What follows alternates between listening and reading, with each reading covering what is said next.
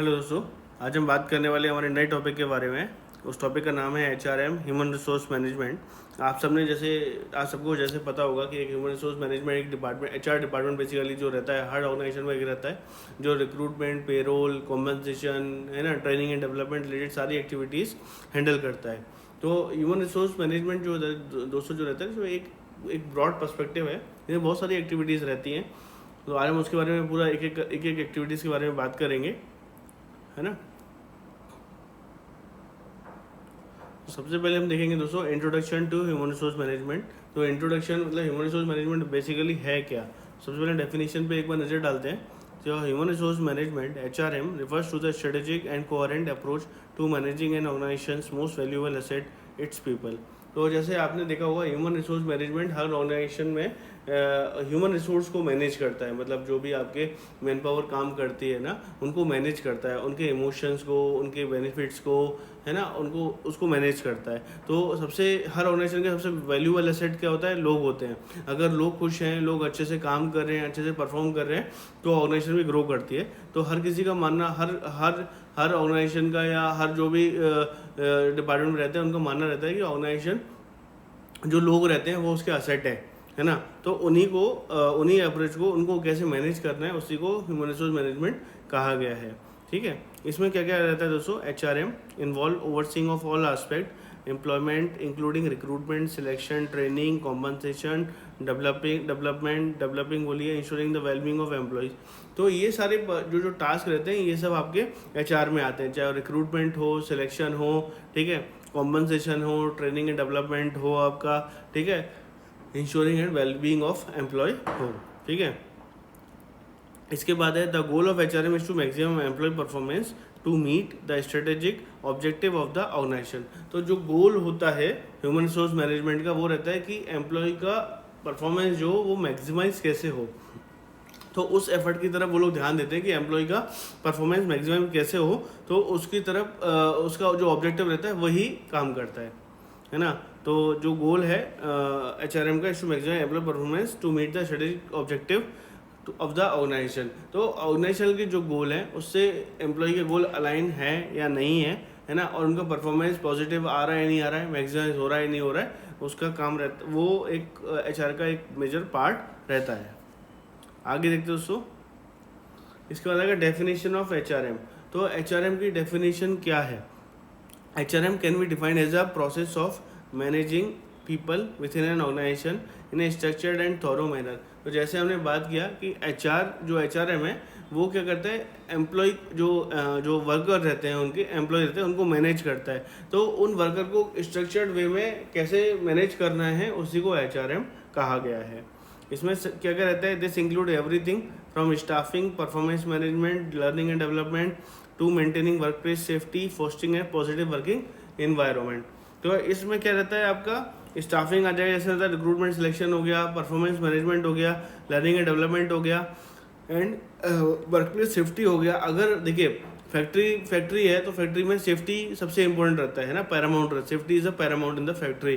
तो जब फैक्ट्री में सेफ्टी हो गई तो सेफ्टी का सबसे ध्यान रखा जाता है। ठीक है, सेफ्टी ऑफिसर को अपॉइंट किया जाता है, और सेफ्टी के जितने भी इक्विपमेंट्स हैं उनको फॉलो किया जाता है, उनको मतलब उनका यूज़ किया जाता है। और जो यूज़ नहीं, मतलब मेजरली सबको को यूज़ करना ही होता है। अगर कोई वैसा काम कर रहा है, सेफ्टी रिलेटेड कुछ भी काम कर रहा है, तो उनको सबसे पहले सेफ्टी इक्विपमेंट को फॉलो करना है ना। तो इसका भी ध्यान रखना है। और फॉस्टिंग है पॉजिटिव वर्किंग एनवायरनमेंट। तो जो वर्किंग एनवायरनमेंट है, अगर किसी भी ऑर्गेनाइजेशन में अगर वर्किंग एनवायरनमेंट जो है वो पॉजिटिव है, ठीक है, तो जो एम्प्लॉयज़ होते हैं ना वो अच्छे से काम करते हैं। पॉजिटिव वर्किंग एनवायरनमेंट मतलब क्या रहता है, यहाँ पे लोग अपने जो आइडियाज़ होते हैं, जो भी थॉट्स होते हैं, उनको एक्सचेंज करते हैं, एक दूसरे से बातें करते हैं, डिस्कस करते हैं। कोई भी किसी के लिए कोई भी ग्रज नहीं रखता है ना, कि यार नहीं यार ये ऐसा है वो वैसा है। एक पॉजिटिव वर्किंग एनवायरनमेंट रहता है। अगर कोई फीडबैक भी दे रहा है तो उसको एज ए पॉजिटिव लेते हैं, हाँ यार ये मुझे कुछ अच्छा फीडबैक दे रहा है, तो मेरे ग्रोथ के लिए दे रहा है ना, वो सब उसमें कवर होता है। तो ये है हमारा दोस्तों डेफिनेशन ऑफ HRM। आगे बात करेंगे स्कोप ऑफ HRM। तो स्कोप में मतलब क्या क्या चीज़ें HRM के अंडर कवर होती हैं। मतलब उनका एक HRM का एक बहुत वाइड रेंज ऑफ स्कोप है। आप देखेंगे बहुत सारी चीज़ें होती है जो एक HR फॉलो करता है। HR जो रहता है बेसिकली वो मैनेजमेंट और एम्प्लॉय के बीच में एक ब्रिज बन के रहता है ना। आपने देखा होगा कि अगर एम्प्लॉय को कोई भी इश्यूज़ हैं तो वो HR को फॉलो करता है, मतलब HR को अप्रोच करता है बेसिकली। और अगर उसको कुछ भी पॉलिसी चेंजेस रिलेटेड मैटर रहते हैं या कुछ भी इश्यूज़ रहते हैं, वो HR के पास आता है कि HR मेरे जो समस्या है, जो भी मेरे इश्यूज़ हैं उसका समाधान करेगा। तो एक एक करके हम चेक करते हैं। सबसे पहले आता है दोस्तों मैन पावर प्लानिंग। मतलब forecasting the organisation future human resource need, मतलब forecasting the organisation future human resource needs.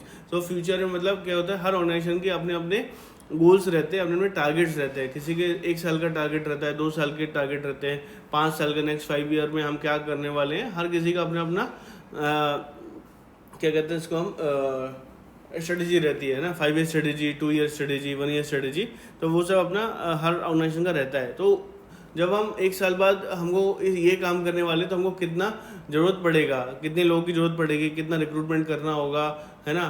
5 साल में कितने लोगों की ज़रूरत पड़ेगी, कितने लोग हमारे रिटायर होने वाले हैं, कितने लोग, एक एक्सपेक्टेड एट्रिशन रेट क्या है, कितने लोग रिज़ाइन करने वाले हैं। तो उन सबको सब कुछ कैलकुलेट करने के बाद, है ना, उसकी फोरकास्ट करना कि हाँ इतनी मैन पावर की जरूरत पड़ेगी तो हमको इस साल इतने लोग को रिक्रूट करना है, नेक्स्ट ईयर इतने लोगों को रिक्रूट करना है ना, थर्ड ईयर में इतने लोगों को रिक्रूट करना है। तो वो सब मैन पावर प्लानिंग के अंदर काउंट होता है। उसके बाद सेकंड जो है हमारा वो है recruitment and selection. Recruitment selection में क्या रहता है, attracting, screening and selecting qualified candidate for job. Recruitment और सिलेक्शन में बेसिकली दोस्तों आता है, रिक्रूटमेंट का मतलब रहता है कि हम अपनी वैकेंसीज के लिए कितने लोगों का हमारे पास एप्लीकेशन आ रहा है, उसको हम बोलते हैं रिक्रूटमेंट। तो जब ऑर्गेनाइजेशन जो रहता है, हर कोई भी ऑर्गेनाइजेशन जो रहती है वो अलग अलग वे में, मतलब सोशल मीडिया के थ्रू, पेपर एडवर्टीजमेंट के थ्रू या वेबसाइट पे पब्लिश करके अपनी वैकेंसीज के बारे में बताती है। अगर आपने लिंक्डइन देखा होगा या naukri.com देखा होगा, हमने बहुत सारे वैकेंसीज़ के बारे में भी देखा होगा कि हाँ ये इस कंपनी में वैकेंसीज़ हैं, वहाँ पे एडवर्टीजमेंट भी आता है ना, मतलब जो जॉब अपॉर्चुनिटी रहती है वहाँ पे जॉब ओपनिंग्स के बारे में बताया जाता है, वो सब उसमें रहता है। तो उसमें क्या है, जब लोग अप्लाई करते हैं, ऑनलाइन अगर रहता है तो अप्लाई करते हैं। अगर कोई गवर्नमेंट वैकेंसीज वगैरह है तो आपको उनके पोर्टल पे जाके फॉर्म फिलिंग करना होता है, कुछ अमाउंट पे करना होता है। उसके बाद प्रोसेस रहता है पूरा, किसी में CBT एग्ज़ाम रहता है, कोई गेट के स्कोर के थ्रू या किसी जो एग्ज़ाम रहता है उसके स्कोर के बेसिस पे इंटरव्यू के लिए कॉल करता है। उसके बाद इंटरव्यू, GT VT, वो सब जो भी प्रोसेस रहती है वो सब रहता है। तो दैट मीन्स कि आपने अप्लाई कर दिया, मतलब आपने अट्रैक्ट कर लिया, कैंडिडेट की एप्लीकेशंस को अट्रैक्ट कर लिया। उसके बाद उसका स्क्रीनिंग होता है। स्क्रीनिंग में आता है कि आपने, अगर एक ही वैकेंसी है और अगर 10 लोगों ने अप्लाई किया तो 10 को तो इंटरव्यू के लिए नहीं बुला सकते, तो इसकी स्क्रीनिंग की जाती है रेज्यूमेस की, कि कितने, कौन से जो एकदम क्वालिफाइड कैंडिडेट्स हैं, एक्सपीरियंस मैच कर रहा है या जो भी रिक्वायरमेंट है एज पर जॉब की जो रिस्पॉन्सिबिलिटी है ना, जॉब का जो क्राइटेरिया, उस हिसाब से कौन वो सब स्क्रीनिंग में आ जाता है ना। स्क्रीनिंग के बाद होता है सिलेक्शन। तो 5 लोग का अगर इंटरव्यू लिया, अगर एक सुटेबल लगा तो उसको हमने लेटर, जो वो रहता है ज्वाइनिंग ऑफर लेटर हो गया या ज्वाइनिंग लेटर हो गया, ऑफर लेटर पहले देते हैं, उसके बाद आता है ज्वाइनिंग लेटर। तो ऑफर लेटर वगैरह हमने देते हैं, तो वो सब मतलब दैट मीन्स उस कैंडिडेट को सिलेक्ट कर लिया। तो ये पूरा प्रोसेस रहता है रिक्रूटमेंट एंड सिलेक्शन का। पहले एप्लीकेशन को इन्वाइट किया जाता है, फिर स्क्रीनिंग की जाती है और उसके बाद सिलेक्शन होता है। ठीक है दोस्तों। सेकेंड हम बात करेंगे ट्रेनिंग एंड डेवलपमेंट की। तो enhancing employee skill, knowledge and ability for current and future role. तो ट्रेनिंग एंड डेवलपमेंट में हम क्या करते हैं कि एम्प्लॉय को करंट जो स्किल्स की रिक्वायरमेंट रहती है ना, उनको उस चीज़ की ट्रेनिंग दी जाती है कि हाँ आपका ये काम है और उस चीज़ का पर्टिकुलर ट्रेनिंग दिया जाता है। और अगर फ्यूचर में भी अगर उसको कोई कंपनी ऑर्गेनाइजेशन सोचती है कि हाँ इसको हम फ्यूचर ये रोल देने वाले हैं, तो उस रोल में भी, है ना, उस रोल के लिए जो ट्रेनिंग की रिक्वायरमेंट रहती है वो भी उसको प्रोवाइड की जाती है। ठीक है। तो जो करंट रोल्स हैं उसके भी और जो फ्यूचर रोल है उसकी भी, तो सो दैट कि एम्प्लॉय की जो स्किल्स हैं, जो नॉलेज है वो ग्रो करे और उसका पर्सनल डेवलपमेंट है एम्प्लॉय का, वो भी साथ साथ में रहे, है ना। उसके बाद हम देखेंगे दोस्तों परफॉर्मेंस मैनेजमेंट। तो परफॉर्मेंस मैनेजमेंट में क्या आता है दोस्तों, monitoring, evaluating and improving employee performance. तो मतलब कि एम्प्लॉय कैसा परफॉर्म कर रहा है उसकी पहले मॉनिटरिंग होती है, देन एवेल्युएशन होता है एंड इम्प्रूविंग एम्प्लॉय परफॉर्मेंस। तो मॉनिटरिंग कैसे होती है कि टाइम टू टाइम आपके जो सबॉर्डिनेट्स, जो आपके रिपोर्टिंग ऑफिसर होते हैं, वो सबॉर्डिनेट्स को अपना फीडबैक देते हैं कि यार तुम अच्छा परफॉर्म कर रहे हो, यार तुम्हें यहाँ इम्प्रूव करने की ज़रूरत है, तुमने इसमें बहुत अच्छा किया है ना, इसमें थोड़ा सा ध्यान लगा के काम करें। तो वो एक टाइम टू टाइम फीडबैक होता है, उसी को आप कैसे मॉनिटरिंग हो रही है या रिव्यू हो रहा है टाइम, है ना। उसको आता है एवेल्युएटिंग एम्प्लॉय परफॉर्मेंस। मतलब जब पूरे साल में आपका अप्रेजल होता है ना, आपने देखा होगा कि साल के किसी में 6 ईयरली, हाफ ईयरली अप्रेजल होता है ना, किसी में ईयरली अप्रेजल होता है। तो जब भी अप्रेजल होता है तो उसमें बताया जाता है कि आपने, आपके क्या क्या गोल्स थे, आपके क्या क्या टारगेट्स थे, और आपने क्या क्या अचीव किया है ना, कितना अचीव किया है, उसके बेसिस पे आपको उसी परफॉर्मेंस के बेसिस पे आपकी ट्रेनिंग नीड आइडेंटिफाई की जाती है कि आपको कहाँ ट्रेनिंग की ज़रूरत है, और आपके जो ग्रोथ होता है ना, इंक्रीमेंट, बेसिकली इंक्रीमेंट होता है आपका, वो सब उसी से डिसाइड होता है।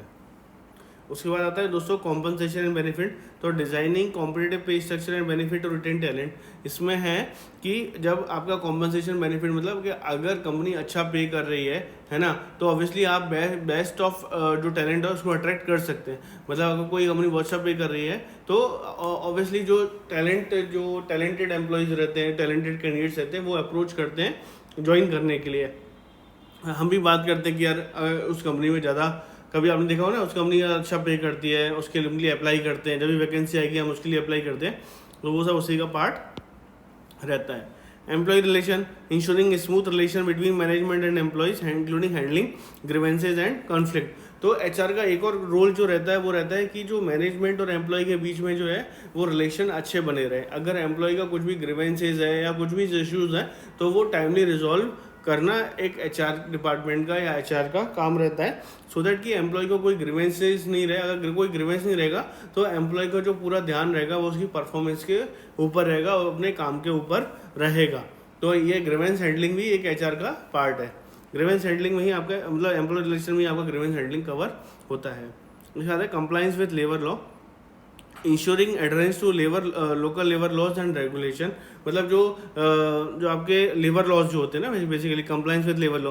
तो जितने भी आपके लेबर लॉ हैं, चाहे वो इंडस्ट्रियल डिस्प्यूट एक्ट हो, अप्रेंटिस एक्ट हो, पीएफ एक्ट हो, ग्रेजुएटी एक्ट हो, ठीक है, आपका ट्रेड यूनियन एक्ट हो गया, फैक्ट्री एक्ट हो गया, जितने भी एक्ट हैं आपके, उन सबका जो भी प्रोविजंस हैं वो फॉलो कराना भी एक एचआर का ही काम रहता है। उसका कंप्लाइंस करना भी एचआर का काम है कि सारे डिपार्टमेंट्स, है ना, सारे डिपार्टमेंट्स उन चीज़ों को फॉलो कर रहे हो। मतलब एज पर फैक्ट्री एक्ट जो भी सेफ्टी रूल्स हैं वो फॉलो हो रहे हैं नहीं हो रहे हैं, ठीक है। जो पेमेंट वगैरह है, ग्रेजुएटी पीएफ वगैरह में उतना डिडक्शन हो रहा है नहीं हो रहा है, ग्रेजुएटी मिल रहा है नहीं मिल रहा है, मिनिमम वेजेस, कॉन्ट्रैक्ट वर्कमैन को मिनिमम वेजेस पे हो रहे हैं नहीं हो रहे हैं, है ना, पेमेंट ऑफ वेजेस के हिसाब से टाइमली पेमेंट हो रहा है नहीं हो रहा है, उस सारे जो भी प्रोविजंस हैं और उनका कंप्लाइंस कराना भी एचआर डिपार्टमेंट का एक काम रहता है दोस्तों।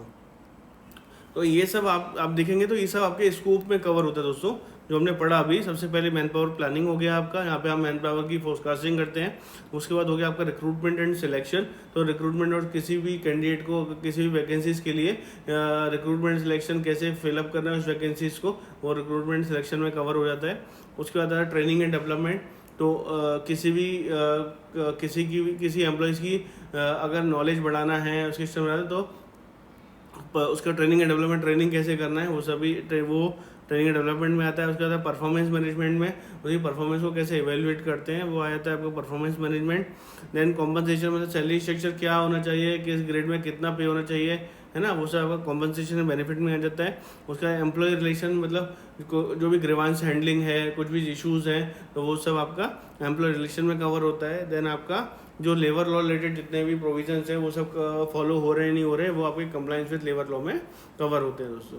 तो ये था दोस्तों स्कोप ऑफ एचआरएम। आगे है दोस्तों इम्पोर्टेंस ऑफ एचआरएम। मतलब इम्पोर्टेंस क्या है एचआरएम का। मतलब अभी हमने स्कोप देखा, पहले इंट्रोडक्शन देखा था, फिर डेफिनेशन, फिर हमने स्कोप देखा, अब हमने देखा इम्पोर्टेंस, मतलब कहाँ इम्पोर्टेंस एचआर की बेसिकली रहती है। तो सबसे पहले आता है स्ट्रेटेजिक रोल। तो एचआर का एक रोल रहता है स्ट्रेटेजिक रोल, मतलब हर ऑर्गेनाइजेशन के अपनी स्ट्रेटेजी रहती है कि वो नेक्स्ट 2 ईयर में कितना ग्रो करेगी, नेक्स्ट 4 ईयर में, नेक्स्ट 5 ईयर में कितना ग्रो करेगी, तो उसके हिसाब से मैन पावर की रिक्वायरमेंट भी क्या रहने वाली है ना, मैन पावर की रिक्वायरमेंट भी क्या रहने वाली है। और जो अच्छी मैन पावर है, क्वालिटी मैन पावर है, इसको मतलब क्वालिफाइड कैंडिडेट जो है वो एचआर में आ जाए, है ना, मतलब वो क्वालिफाइड कैंडिडेट है वो उस कंपनी में काम करें, तो उसको मतलब सो दैट कि उस एम्प्लॉय जो कंपनी है उसको एक एडवांटेज रहे दूसरी कंपनी के मुकाबले, तो उसकी जो वर्क फोर्स है वो अलाइन रहे, ठीक, वर्क फोर्स अवेलेबल रहे, वो सब आपके एचआर में ये स्ट्रेटेजिक रोल में कवर होता है। इसके बाद दोस्तों आता है आपका एम्प्लॉय डेवलपमेंट, ठीक है। एम्प्लॉय डेवलपमेंट में रहता है कि HRM focuses on developing employee skills and career growth which in turn improves productivity and innovation। तो अगर एम्प्लॉय का डेवलपमेंट रहेगा, है ना, एम्प्लॉय को लगेगा कि मेरा करियर ग्रोथ है वो अच्छा जा रहा है, मुझे ट्रेनिंग एंड डेवलपमेंट टाइमली मिल रहा है नहीं मिल रहा है, तो वो उससे क्या होगा ना कि एम्प्लॉय की प्रोडक्टिविटी बढ़ेगी और इनोवेशन। अगर एम्प्लॉय सोचेगा कि मैं यहाँ अच्छा ये मतलब अब ओनरशिप अगर जब एम्प्लॉय लेना स्टार्ट कर देगा तो वो एक बहुत अच्छा पार्ट होता है किसी भी ऑर्गेनाइजेशन के लिए, जहाँ पे एम्प्लॉय फील्स मोटिवेटेड और ओनरशिप की वो बात करता है दोस्तों। इसके बाद दोस्तों होता है लीगल कंप्लाइंस, कि HRM ensure that the organisation complies with employment law and regulation minimising legal risk. तो एचआर का जैसे हमने प्रीवियस स्लाइड में देखा था कि जो भी एचआर रिलेटेड जितने भी लीगल कंप्लाइंसेस हैं वो एचआर को फॉलो करना है। एचआर मतलब मस्ट है कि एचआर उसको फॉलो करे, उसका कंप्लाइंस प्रॉपर तरीके से हो, जो भी अवेलेबल लेबर लॉज हैं और उनके जितने भी प्रोविजंस हैं, ठीक है। फोस्टिंग है पॉजिटिव वर्किंग एनवायरनमेंट, तो ये भी एक एचआर का काम है कि एक वर्क एनवायरनमेंट जहाँ पे भी एम्प्लॉयज काम कर रहे हैं वहाँ पे वर्क एनवायरनमेंट जो है वो पॉजिटिव होना चाहिए, है ना। By creating policies for work life balance, employee wellness and diversity, HRM contributes to a supportive and motivating work. अगर क्या कहते हैं ना कि एम्प्लॉय जो एचआर का काम है ना वो एम्प्लॉय ये नहीं है कि आपको सैलरी दे दिया, रिक्रूटमेंट कर लिया, एक मेजर काम भी होता है कि एम्प्लॉय जो है उसका वर्क लाइफ बैलेंस रहे, एम्प्लॉय सेफ्टी महसूस करे, जो वेलनेस रिलेटेड जितनी भी चीज़ें हैं कि एम्प्लॉय स्वस्थ हो, ठीक है, टाइम टू टाइम उसका मेडिकल चेकअप हो रहा है नहीं हो रहा है, मेडिकल फैसिलिटी कैसी है, ठीक है, डाइवर्सिटी है कि नहीं है वहाँ पे, मतलब सारे तरीके हर तरीके के एम्प्लॉयज़ है कि नहीं, ठीक है, मेल फीमेल एम्प्लॉयज़ भी होने चाहिए। तो सारे इन चीज़ों का ध्यान एचआर को रखना चाहिए और एचआर रखता भी है, ठीक है। सो दैट ये सब चीज़ें क्या होता है ना एक सपोर्टिव और मोटिवेटिव वर्क प्लेस की तरफ लेके जाती है कि हाँ यार वर्क प्लेस काफ़ी सपोर्टिव है और एम्प्लॉय जो है वो मोटिवेटेड फील करते हैं।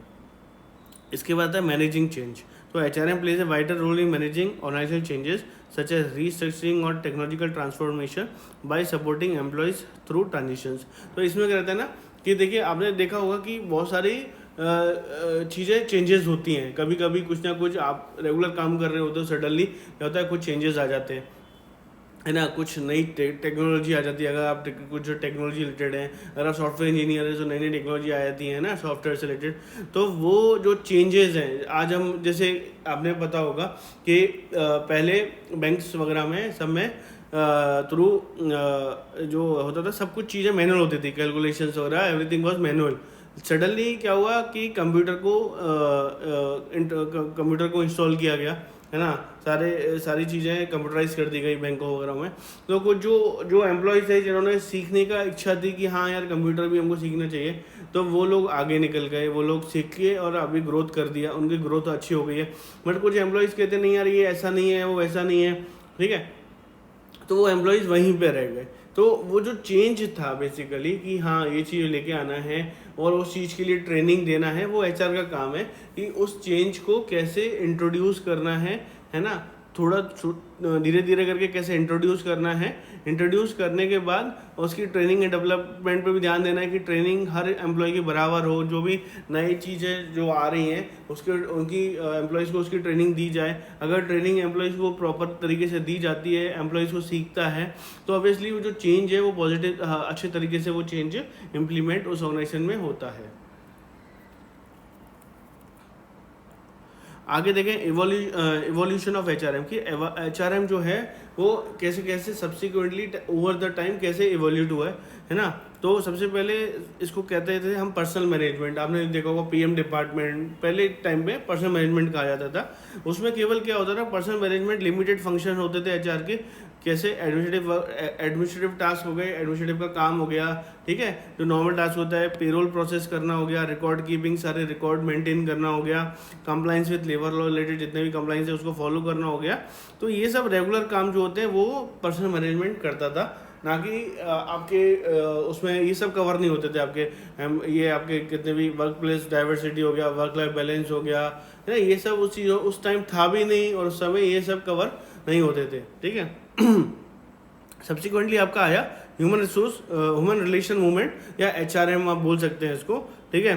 इसमें क्या अर्ली 20 सेंचुरीज में आया था, ये थोड़ा सा शिफ्टिंग हुई थी कि ह्यूमन बिहेवियर को कैसे जानना है, कैसे समझना है, क्योंकि हर एम्प्लॉय अलग अलग होता है, उसका काम करने का तरीका अलग होता है, वो अलग तरीके से बिहेव करता है, उसके इमोशंस अलग होते हैं, वर्किंग स्टाइल उसका अलग होता है, तो उसको समझने का कोशिश किया गया, ठीक है। मोटिवेशन वाला पार्ट आया कि एम्प्लॉय को कैसे मोटिवेटेड रखा जाए, है ना, क्या उसको ऐसा बेनिफिट दिया जाए, है ना, क्या करियर ग्रोथ के हिसाब से उसको देखा जाए जिससे वो मोटिवेटेड फील करे, जॉब में सेटिस्फेक्शन उसको मिले, है ना। Marking the beginning of modern HR practice, तो ये सब जब स्टार्ट हुआ इसी को ऐसे मॉडर्न HR प्रैक्टिस की तरह ये यहाँ से स्टार्टिंग मानी गई कि हाँ ये यहाँ से मॉडर्न HR प्रैक्टिस अभी चालू हो गई है। अभी क्या है, अभी दोस्तों हम बोलते हैं strategic human resource management SHRM। तो HR का रोल अभी लिमिटेड उसी रिलेटेड नहीं रहा है कि पेरोल प्रोसेस करना, रिक्रूटमेंट करना। अभी HR का जो काम है वो बेसिकली बिजनेस को भी ड्राइव करना हो गया है, जो ऑर्गेनाइजेशन के गोल हैं, है ना, और जो एम्प्लॉय के गोल हैं, तो वो एक दूसरे से अलाइन है कि नहीं, मतलब एम्प्लॉय के जो गोल हैं वो ब्रॉडर ऑर्गेनाइजेशन के गोल से मैच कर रहे नहीं कर रहे। अगर देखिए इंडिविजुअल एम्प्लॉय के जो गोल्स हैं, जो उनको दिए गए हैं, जो टारगेट दिए गए हैं, अगर वो टारगेट्स और अपने गोल्स अचीव करते हैं तो वो ऑब्वियसली अच्छा जो कंपनी के भी जो गोल्स रहेंगे वो ऑटोमेटिकली अचीव हो जाएंगे, है ना। तो यही कहा गया है कि HR अभी HR नहीं रहा, HR बिजनेस पार्टनर हो गया है। तो जो भी बिजनेस हो रहा है उसमें HR की भी भूमिका बहुत ही अहम है ना। तो उसी हिसाब से HR काम करता है। तो इसमें सब में आपका देखा जाएगा सबसे ज़्यादा टैलेंट मैनेजमेंट आ गया। टैलेंट मैनेजमेंट मतलब जो भी टैलेंट है, मतलब मैन पावर बेसिकली है ना, टैलेंटेड एम्प्लॉयज़ हैं वो कंपनी में हैं या नहीं है, उनका कैसे डेवलपमेंट हो रहा है, ठीक है, वो टैलेंट मैनेजमेंट में कवर होता है। उसके बाद ऑर्गेनाइजेशनल कल्चर, मतलब वर्क प्लेस कल्चर कैसा है आपका, वर्क लाइफ बैलेंस है या नहीं है ना, पॉजिटिव वर्किंग एनवायरनमेंट है या नहीं, वो आपका ऑर्गेनाइजेशनल कल्चर, उसको कंबाइंडली बोलते हैं ऑर्गेनाइजेशनल कल्चर। लीडरशिप डेवलपमेंट मतलब करियर डेवलपमेंट हम बात करते हैं, सक्सेशन प्लानिंग की बात करते हैं, वो सब आपका लीडरशिप डेवलपमेंट में कवर हो जाता है। और लॉन्ग टर्म वर्कफोर्स प्लानिंग, मतलब नेक्स्ट 5 ईयर में हमारा क्या टारगेट रहने वाला है ना, या जो भी है वो सब आपका आता है वर्कफोर्स प्लानिंग में। तो ये दोस्तों इसी को बोलते हैं एवोल्यूशन ऑफ HRM का सब्सिक्वेंटली ओवर द टाइम कैसे एवोल्यूशन हुआ है। आगे बात करें दोस्तों HRM मॉडल्स की, तो बहुत सारे मॉडल्स HRM के आए हैं, बट मोस्ट पॉपुलर जो मॉडल्स जो आपने भी पढ़े होंगे वो आपने देखे होंगे, सुने होंगे काफ़ी, वो हैं, सबसे पहले आता है हार्वर्ड मॉडल। इसमें बोला गया है कि जो एम्प्लॉय है वो एक वैल्यूएबल एसेट है, मतलब हर एम्प्लॉय को एक एसेट माना गया है, और वो उसका जो रोल रहता है fostering commitment and aligning the interest with organisation goal. तो उसमें देखता है कि वो जो मेरे जो उसका एक कमिटमेंट की तरह वो बात करता है कि हाँ मेरा जो उसका जो कमिटमेंट बना रहे, है ना। जो HR है वो बेसिकली फोस्टर करता है कि एम्प्लॉय का कमिटमेंट जो है वो बना रहे और एम्प्लॉय ऑर्गेनाइजेशनल गोल की तरफ अट्रैक्ट रहे, मतलब एम्प्लॉय को जो ऑर्गेनाइजेशनल गोल करना है वो कैसे करना है वो सब हार्वर्ड मॉडल में कवर्ड होता है। उसके बाद दोस्तों आता है द मिचिगन मॉडल, है ना। मिचिगन मॉडल में दोस्तों होता है focus on aligning HR practices, की HR की जो प्रैक्टिसेस है वो कैसी रहती हैं, ठीक है, like selection, appraisal, reward and development, मतलब जो HR की प्रैक्टिस है वो अलाइंड है या नहीं है, एक दूसरे से जो डिपार्टमेंट है वो इंटरकनेक्टेड है या नहीं है, तो वो सब आपका जो HR की जो प्रॉपर प्रैक्टिस है जिससे एम्प्लॉय अच्छा बिहेव करता है वो सब वो अलाइन है या नहीं, वो सब उसमें आता है। With business strategy to enhance employee performance, तो जैसे मैंने आपको बताया कि ऑर्गेनाइजेशन के जो गोल हैं वो लिंक्ड होने चाहिए एम्प्लॉय के गोल से, मतलब बेसिकली एम्प्लॉय के गोल है वो ऑर्गेनाइजेशन गोल से लिंक्ड होने चाहिए। अगर एम्प्लॉय के गोल्स लिंक्ड है तो ऑर्गेनाइजेशन के गोल अपने आप ही फुलफिल हो जाते हैं। तो उसी से HR की जो प्रैक्टिस है वो भी अलाइन होनी, बिजनेस से अलाइन होना बहुत ज़रूरी है। इसके बाद दोस्तों आता है द गेस्ट मॉडल। गेस्ट ने कहा था कि emphasizes the importance of HRM in achieving high commitment, quality, flexibility and strategic integration in organisation. मतलब गेस्ट ने जो बोला था कि एचआर का जो एचआरएम का जो इम्पोर्टेंस है वो है अचीविंग हाई कमिटमेंट। मतलब एम्प्लॉय की तरफ से जो एम्प्लॉय का कमिटमेंट है ना, वो सबसे ज़्यादा रहना चाहिए। एम्प्लॉय का कमिटमेंट कब आएगा? जब जो वर्क कल्चर होगा हर ऑर्गेनाइजेशन में, वो पॉजिटिव वर्क कल्चर है या नहीं है, वर्क लाइफ बैलेंस है या नहीं है, और उसको जो पे मिल रहा है वो बाकी इंडस्ट्री स्टैंडर्ड के हिसाब से मिल रहा है नहीं मिल रहा है, तो तभी एम्प्लॉय का जो कमिटमेंट है वो तभी आता है। तो बेसिकली उसका एचआर को ध्यान रखना है। Quality, flexibility and strategic integration organisation. तो क्वालिटी ऑफ वर्क लाइफ है कि नहीं, वर्क लाइफ बैलेंस है कि नहीं है, उसको वर्किंग आवर्स में फ्लेक्सिबिलिटी मिल रहा है नहीं मिल रहा है, तो ये सब चीज़ों का एचआर को ध्यान रखना है। और इसी गेस्ट मॉडल बेसिकली गेस्ट ने जो कहा था कि एचआर का काम है इन सब चीज़ों का ध्यान रखना। अगर ये सब चीज़ें एचआर ध्यान रखता है तो एम्प्लॉय के जो गोल हैं वो ऑब्वियसली ऑर्गेनाइजेशन के गोल से अलाइन रहते हैं और ऑर्गेनाइजेशन के जो टारगेट्स हैं वो फुलफिल हो जाता है। आगे ऑब्जेक्टिव ऑफ एचआरएम। तो अभी हमने इंट्रोडक्शन देखा था, डेफिनेशन, देन स्कोप देखा, है ना, मॉडल्स देखे एचआरएम की। अब हम बात करेंगे ऑब्जेक्टिव ऑफ एचआरएम की। तो एचआरएम का ऑब्जेक्टिव जो हमारे स्कोप में था वैसा ही है, इंश्योरिंग द राइट वर्कफोर्स। तो एचआर का एक बेसिकली काम है कि रिक्रूटमेंट और सिलेक्शन करना, और जो राइट कैंडिडेट है उसको सही जगह पे होना। मतलब एक आपने सुना होगा, एचआर का एक बेसिक काम है सही जगह सही आदमी का होना बहुत ज़रूरी है। अगर कोई पर्सन जो है वो गलत जगह प्लेस किया गया है ना, जिसमें उसका इंटरेस्ट ही नहीं है ना, तो वो वहाँ पे अच्छे से परफॉर्म नहीं करेगा। तो एचआर का एक बेसिक काम जो है कि सही जगह सही आदमी प्लेस हो। तो अगर वो सही जगह पे सही आदमी प्लेस है तो वो अच्छे से काम होता है। उसके बाद दोस्तों आता है developing employee potential, offering training and development opportunities to build a competitive workforce.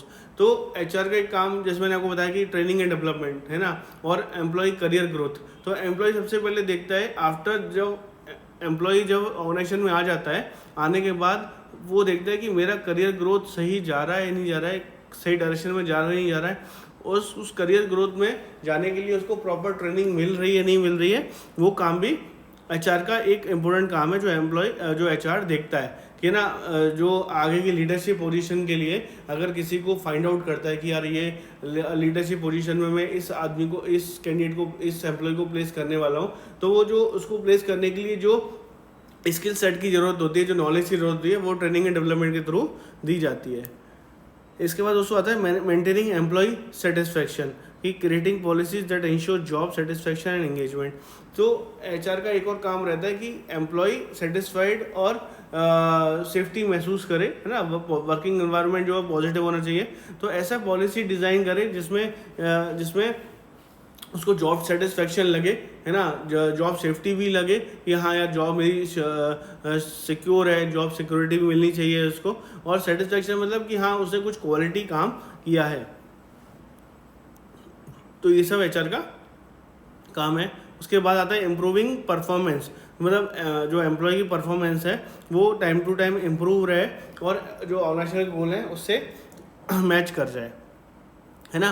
अगर उसके जो परफॉर्मेंस अगर इम्प्रूव हो रही है ना, और तो उसके इंडिविजुअल के जो टारगेट्स है वो ऑब्वियसली अचीव करेगा अगर परफॉर्मेंस अच्छी है, और अगर इंडिविजुअल के टारगेट्स अचीव हो रहे हैं तो ऑर्गेनाइजेशन के जो भी टारगेट्स है वो भी अचीव होंगे, है ना। उसके बाद है इंश्योरिंग लीगल कंप्लाइंस। तो जैसे हमने बात की था अर्लियर स्लाइड्स में ऑल्सो कि एचआर का एक मेन इंपॉर्टेंट काम है कि सारे जो आपके लेबर लॉज हैं उसका प्रॉपर तरीके से कंप्लाइंस हो रहा है नहीं हो रहा है, वो सब एचआर का एक काम है कि उसको इंश्योर करना कि सारे लीगल कंप्लाइंस फॉलो, सभी जगह लीगल कंप्लाइंस फॉलो हो, चाहे वो फैक्ट्री एक्ट के प्रोविजंस हो या पीएफ एक्ट हो, ग्रेजुटी एक्ट हो, या मिनिमम वेजेस हो, या है ना आपके ट्रेड यूनियन एक्ट हो, जितने भी एक्ट हैं सबके जो प्रोविजंस है वो सभी पूरे कंपनी में सभी जगह फॉलो कराना एचआर की मेन रिस्पॉन्सिबिलिटी है।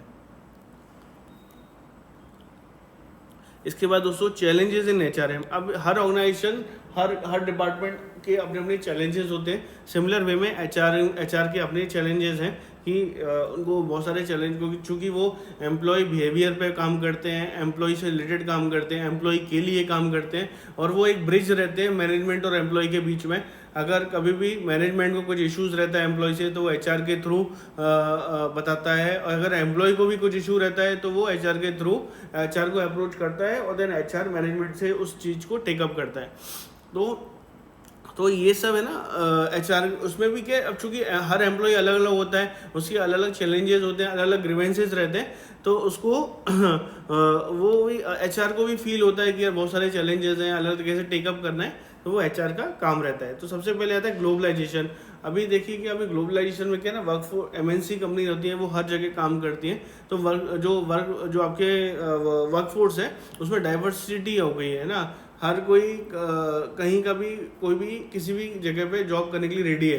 तो अगर मैं बात करूँ, अगर हम लोग किसी पर्टिकुलर लोकेशन की बात करते हैं, आप वहाँ पे देखेंगे कि हर लोकेशन से कोई ना कोई है, कोई कहीं से है, कोई ईस्ट से है, कोई वेस्ट से है, कोई साउथ से है। तो उस ज्योग्राफी को हर तरह की ज्योग्राफी के लोग वहाँ पे हैं, तो उन चीज़ों को मेंटेन करना भी एचआर का काम है, कि सभी जगह के लोगों का ध्यान रखना है ना, उनकी पॉलिसी के हिसाब से हॉलिडे लिस्ट बनाना है ना, वो सब एचआर का, ग्लोबलाइजेशन जो है मैनेजिंग वर्कफोर्स का काम एचआर का है। टेक्नोलॉजी की बात करें, आजकल एचआर में इतने ऑटोमेशंस आ गए हैं, नए नए टूल्स आ गए हैं, तो जो टूल्स आ गए हैं उनको उन पे काम करना, उनको इम्प्लीमेंट करना है ना, वो भी एचआर का काम हो गया है। आजकल आपने सुना होगा डेटा एनालिटिक्स बहुत चल रहा है, डिजिटल एचआर टूल्स बहुत चल रहे हैं। डेटा एनालिटिक्स में आपने देखा होगा कि नंबर्स से जितने भी आपके फिगर्स हैं, डेटा है, उससे आप कैसे आगे की स्ट्रेटजी बना सकते हैं, बिजनेस स्ट्रेटजी बना सकते हैं, वो सब आपके डेटा एनालिटिक्स में कवर होता है। उसके बाद changing workforce diversity demographics, managing and increasingly diverse workforce from varying expectation and needs. जैसे मैंने आपको अभी हमने बात किया कि वर्कफोर्स अलग अलग तरीके के काम करते हैं, तो उनकी जो रिक्वायरमेंट है उसको फॉलो करना या उसको इम्प्लीमेंट करना भी एचआर का काम है। वर्क प्लेस फ्लेक्सिबिलिटी, अभी क्या है, हर किसी की आजकल जो चल रहा है, कोविड के बाद आपने देखा होगा कि फ्लेक्सिबल वर्किंग आवर्स बहुत चल रहा है। तो जो फ्लेक्सिबिलिटी है एम्प्लॉय को मिल रहा है नहीं मिल रहा है, बिकॉज क्या हर ऑर्गेनाइजेशन दे रही है। अगर कोई कंपनी नहीं देती है तो एम्प्लॉय यही सोचता है कि है ना, यार उस कंपनी में तो मिल रहा है, मेरी कंपनी में नहीं है, तो थोड़ा सा फ्लेक्सिबिलिटी की जरूरत, जिससे उसके वर्क लाइफ बैलेंस रहे। तो उस पर भी such as remote work, flexible work, आपको पता ही है ऑब्वियसली। तो वो सब एम्प्लॉय एचआर का काम है कि उस तरीके की पॉलिसी डिज़ाइन करे जिसमें एम्प्लॉय को थोड़ी बहुत फ्लेक्सिबिलिटी वर्किंग आवर्स में मिले। उसके बाद है टैलेंट मैनेजमेंट। तो टैलेंट मैनेजमेंट तो एक मेजर रोल है ही एचआर का, कि हर तरीके के जो टैलेंट है उसका जो टैलेंट है वो उस कंपनी के लिए अपनी कंपनी के लिए अट्रैक्ट रहे, अच्छे अच्छे लोग वैकेंसीज के लिए अप्लाई करें और उसमें काम मतलब उसमें काम करें, सो दैट कि अच्छे लोग क्वालिफाइड कैंडिडेट अगर काम करते हैं तो जो टारगेट रहता है या जो भी कंपनी सोचती है वो इजीली अचीव हो जाता है ना। और मार्केट भी आजकल आप देखा होगा, जॉब मार्केट भी बहुत कॉम्पिटिटिव हो गई है ना। हर कंपनी अच्छी अच्छी सैलरी देने के लिए रेडी है, बट उनको चाहिए क्वालिफाइड कैंडिडेट। तो क्वालिफाइड कैंडिडेट को अट्रैक्ट करना भी एचआर के एक पार्ट है, कि उसमें चैलेंजेस एचआर को फेस करना पड़ता है, क्योंकि कभी कभी क्या है, क्वालिफाइड कैंडिडेट नहीं मिलता, सूटेबल कैंडिडेट नहीं मिलता है, जो स्किल सेट की जरूरत होती है वो नहीं मिलता है। तो वो एक एचआर का एक चैलेंज भी, वो भी एक पार्ट है। सो हम कंक्लूजन की बात करें तो अभी हमने बेसिकली इतनी सारी चीज़ें देखी कि एचआर कैसे चैलेंजेस भी फेस करता है ना। तो सबसे क्या, एचआर अभी एक सिंपली एडमिनिस्ट्रेटिव फंक्शन तो रहा नहीं है कि केवल पेरोल प्रोसेस करना है और ये सब करना है। एचआर के ना अभी बिजनेस पार्टनर बन गया है। आपने एक वर्ड सुना होगा एचआर बिजनेस पार्टनर, है ना। इसमें क्या, एचआर के भी जो गोल्स हैं वो बिजनेस से लिंक रहते हैं, है ना। तो अभी एचआर का काम बेसिकली नॉन एडमिनिस्ट्रेटिव ना होते हुए एक बहुत ही वैल्यूएबल एसेट के रूप में हो गया है। उसके बाद है, by managing the human resource effectively HRM helps organisation achieve their goal, foster a productive और positive working environment and ensure compliance with laws and ethical standard. तो वही है कि एचआर को इंश्योर करना चाहिए कि पॉजिटिव वर्किंग एनवायरनमेंट रहे, प्रोडक्टिव वर्किंग एनवायरनमेंट रहे, यहाँ पे एम्प्लॉय अच्छे से परफॉर्म कर सके, और इंश्योर करना कि जो लेबर लॉज हैं वो उसके कंप्लायंस हो रहे हैं या नहीं हो रहे, और जो भी नई टेक्नोलॉजी है ना, वर्कफोर्स डायनामिक्स है, वो अडॉप्ट करना, ठीक है, और उसको कैसे, जो चेंजेस हैं उन चेंज को कैसे इम्प्लीमेंट करना, वो भी एचआर का ही काम है।